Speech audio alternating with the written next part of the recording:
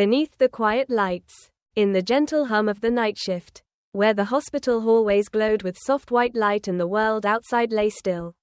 Nurse Clara moved like a quiet melody, graceful, efficient, and kind-hearted. She had worked at St. Mercy Hospital for 5 years, tending to patients with a warmth that never dimmed, even on the longest nights. Clara had long accepted the quiet rhythm of her life. She had no time for romance, not with 12-hour shifts, charts to update, and patients who depended on her. Love, she thought, was something that existed in the pages of the novels she read during her short breaks. That was until Dr. Andrew Hale arrived. He was a new trauma surgeon, recently transferred from a bustling New York hospital, carrying with him a reputation for brilliance and a hint of mystery. At first, Clara kept her distance. Doctors came and went, and she had no desire to get tangled in anything fleeting. But Andrew wasn't like the others. He noticed things others didn't: how she calmed a frightened patient with just a touch, how she worked late to cover a sick coworker's shift, how she hummed under her breath when she thought no one was listening. Their first real conversation happened during a code blue. Amid the chaos, their eyes met, calm within the storm. They moved together seamlessly, a quiet understanding blooming between them. Afterward, as they walked down the hallway to catch their breath, he looked at her and said, "You were amazing in there." She blushed, brushing it off with a joke. But something shifted. Coffee breaks turned into shared dinners. Night shifts turned into quiet conversations on the hospital rooftop.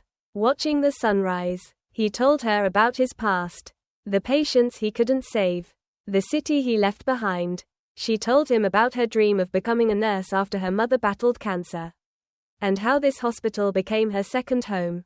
They fell in love not with grand gestures, but with small, quiet moments, the way he remembered how she took her coffee, the way she left him notes when she knew his shifts were hard. In a place filled with pain and goodbyes, they found something tender and enduring. One rainy evening, as the storm whispered against the windows, Andrew pulled Clara aside just before their shift ended. "Marry me," he said simply, holding out a delicate ring, shaped like a stethoscope wrapping around a tiny sapphire. "Not tomorrow, not next month, someday, whenever you're ready. Just say you'll let me wait for you." Clara smiled, eyes soft with emotion. "You've already waited," she whispered, "and I've already said yes." They stayed in that hospital for years, healing others, holding each other, and building a love story in a place most people only remember in times of pain. But for them, St. Mercy wasn't just a hospital. It was where love found them, quiet, steady, and real.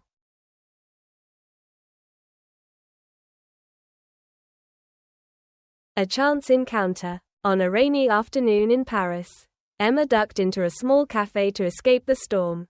As she shook the water from her umbrella, she noticed a man sitting alone by the window, sketching in a worn notebook.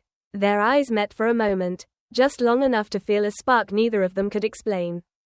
He smiled. She smiled back. Drawn by curiosity, she sat at the table next to his.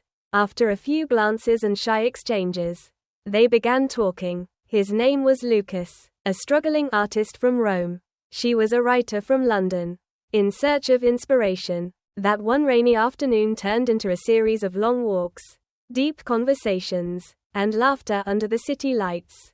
As the days passed, they both realized something rare was growing between them, a quiet, steady kind of love. Years later, they would tell their children, it started with rain, coffee, and a smile in Paris.